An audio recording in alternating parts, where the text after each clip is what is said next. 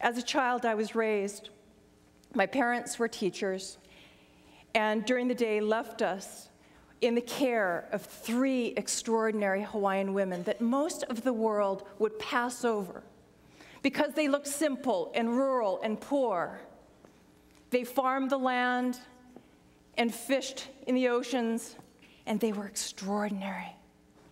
In fact, they were among the most powerful people I have ever known. They could chant the fish toward shore. They knew all of the names of the winds and the rains and spoke to each element intimately, as we would a beloved. They knew our astronomy according to a genealogy of stars. They coexisted intimately with our natural world. They were among the greatest environmentalists, not out of a sense of obligation or duty or desperation, but because they knew that everything is sacred. Everything is sacred. Mao would sometimes say, the island is the canoe the island. And what he meant was, on board the vessel, resources are finite, and how one crew member uses those resources affects everyone. Well, the planet is our canoe. And how a society, a community, an individual uses the resources affects all of us. There was a prophecy that we grew up with that's common in many cultures throughout the world, and it says, at the turn of the new dawn, which we know to be the 21st century, the world will be in trouble, and it will take the wisdom from the far edges of the earth to call the world into balance. Well, these women elders, when I was 7, predicted what my future would be. I thought every 7-year-old got called into this talk. And what they said was this: baby girl, you will go far away. And it will sometimes be a lonely road. And we will not be there. But you will keep the voices of the ancestors alive. And as you travel, you will look into the eyes of seeming strangers, and you will recognize your ohana, your family, and it will take all of you. It will take all of us.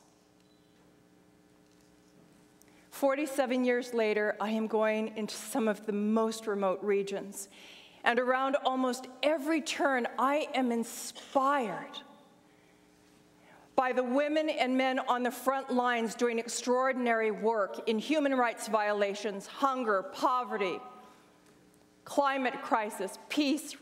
The list goes on, modern-day slavery, and on, and I am strengthened and emboldened by these people who have endured abuses that you and I can hardly imagine. And each time I start to feel low and my bones are tired, all I have to do is think about them. And I know why I am here. And that's why I encourage all of us to awaken what is dormant within us, to shake ourselves out of society's stupor, because we have work to do.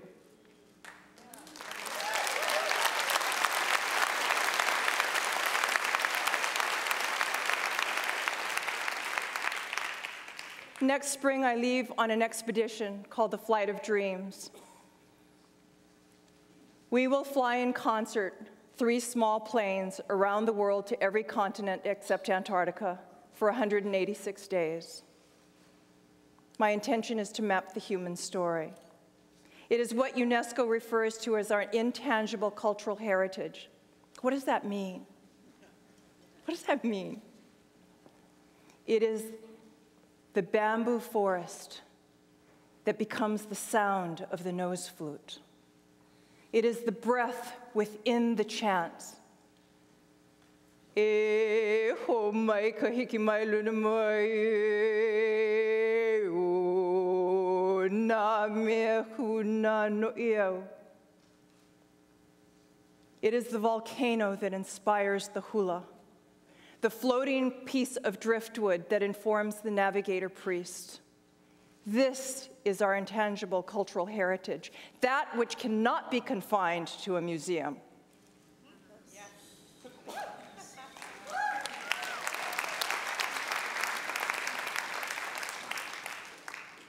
This is humanity's DNA, and it must be treated with the passion and the conviction to safeguard it the way we do our environmental resources.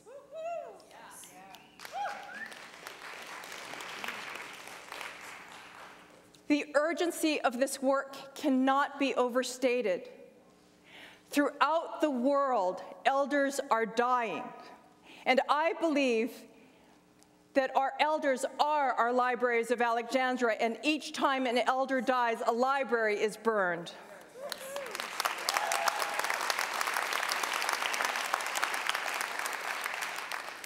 Throughout the world, libraries are ablaze and few are paying attention. It will take all of us to remember our stories, to begin to record our stories, the stories of our teachers and our elders, the stories of our children who we know are elders in universal time.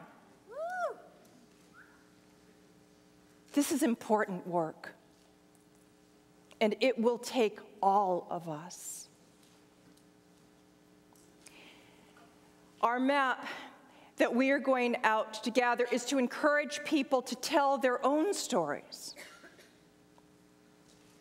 A favorite quote of mine is from Africa, and it says, "Until the lion tells his story, the tale of the hunt glorifies the hunter." Until the lioness tells her own story, the tale of the hunt glorifies the hunter. We must tell these stories. This will be our global memory bank. It will be our digital repository in order to build a bridge to the future. Hawaiians say, "Ikava mua kava hope," and what that means is you cannot know where you are going unless you know where you have come from. All right. All right.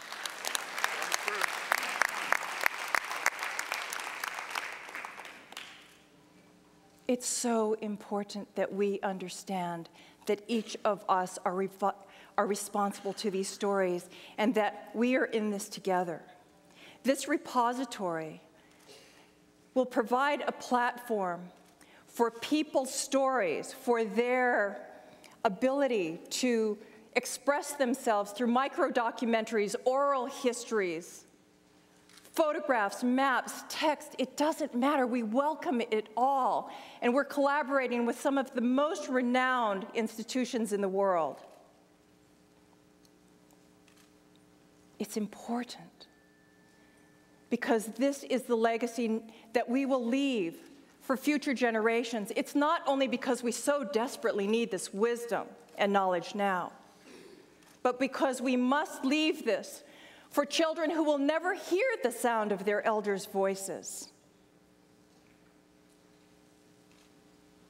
We live in critical and wondrous times. And like the Palu who lashed themselves to the canoe, this is an invitation for all of us to rise. We can shake in terror over what's going wrong. We know that. Or we can choose to stand up and be fierce together. This is our invitation. It is our prelude to greatness. And we can do it if we do it together.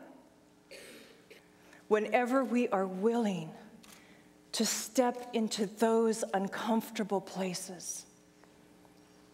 Whenever we are willing to step into our greatness, the ancestors will always meet us there. As Campbell said, if you take one step toward the gods, they will take 10 steps toward you. And so as we journey together, may we know that whatever crises we face is an opportunity for us to define our greatness. It is a prelude to our greatness. And may we always trust our ability to close our eyes to see more clearly.